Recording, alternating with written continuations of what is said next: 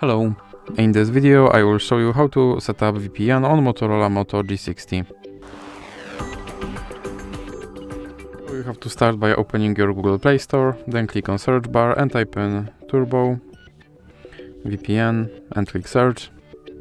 Now select this application and click install.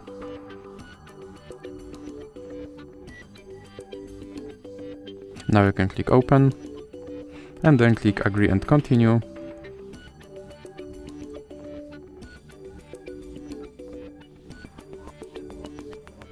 Now you can close this ad,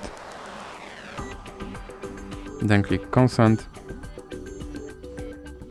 and then click this button to start your VPN and click OK.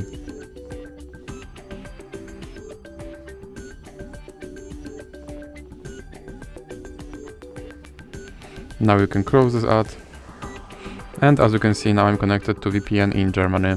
So that's it for this video. If you liked it, please remember to leave a like and subscribe.